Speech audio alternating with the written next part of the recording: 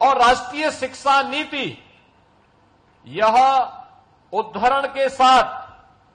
तकनीक का उपयोग करके कैसे हम सहज और सरलता के साथ छात्र छात्राओं को इन सब बातों की जानकारी दे सकें, यह तो उपलब्ध करा ही रहा है, लेकिन साथ साथ यह भी सुनिश्चित कर रहा है कि बच्चे स्कूल 100% जाकर के अपना नामांकन करा सकें। इसके लिए बच्चों को भी, अभिभावकों को भी, पंचायत को भी, समाज के गणमान्य लोगों को तो इसके लिए जागरूक करना ही है, लेकिन साथ साथ उन संस्थाओं को जो समाज के निर्माण के लिए अपना योगदान दे रहे हैं, जिन्होंने सामाजिक प्रतिबद्धता को समझा है, उनके सेसार मत से भी हम लोग इसमें सहयोग लेकर के इस पूरे कार्यक्रम को सफलता की नई ऊंचाई तक पहुंचाने का काम करेंगे। और मुझे प्रसन्नता है, यद्यपि 2017 से विद्यालयों में जो बच्चे पहले तो एडमिशन नहीं ले पाते हैं, एडमिशन लेते हैं तो उसमें से आधे बच्चे ऐसे होते थे एडमिशन लेने के बाद फिर स्कूल नहीं जाते थे। अगर किसी ने तीसरी, चौथी या 5वीं क्लास पास कर ली तो उसके बाद वो 6ठी क्लास में एडमिशन नहीं ले पाता था। 6ठी, 7वीं, 8वीं क्लास भी उसने पास कर ली तो 9वीं में एडमिशन नहीं लेता था।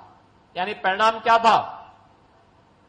कि 9वीं क्लास में एडमिशन लेने वालों की संख्या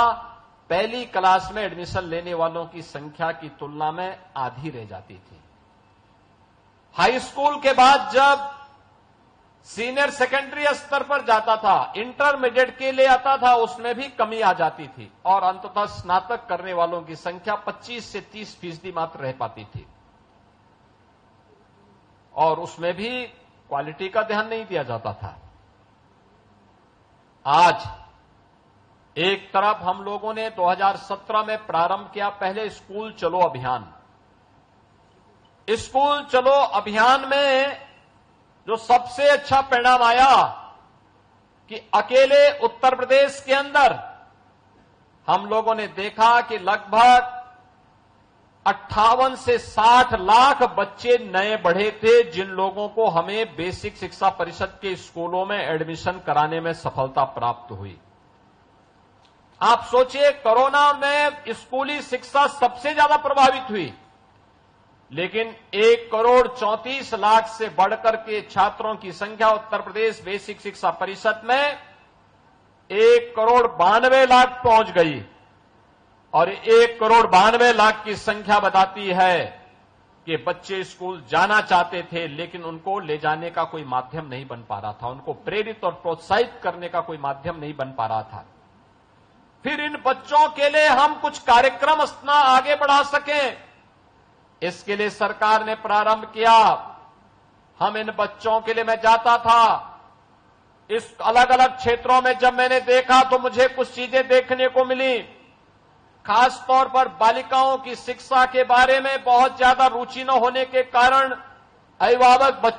बेटियों को स्कूल नहीं भेजते थे,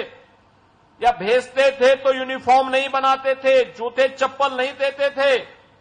हमने सुनिश्चित किया कि जो भी बच्चा बेसिक शिक्षा परिषद के स्कूलों में पढ़ेगा, उन बच्चों के लिए यूनिफॉर्म फ्री देंगे, स्वेटर फ्री देंगे, बैग और बुक्स फ्री उपलब्ध करवाएंगे और उन बच्चों के लिए जूता और मोजा भी उपलब्ध करवाएंगे। और मुझे प्रसन्नता है कि आज हमारी सरकार 1,200 रुपये इन छात्रों के लिए, यूनिफॉर्म के लिए, बैग, बुक्स और शूज के लिए उनके अभिभावक के खाते में सीधे भेज रही है, जिससे वह अपने बच्चों के लिए इस आवश्यकता की पूर्ति कर सके।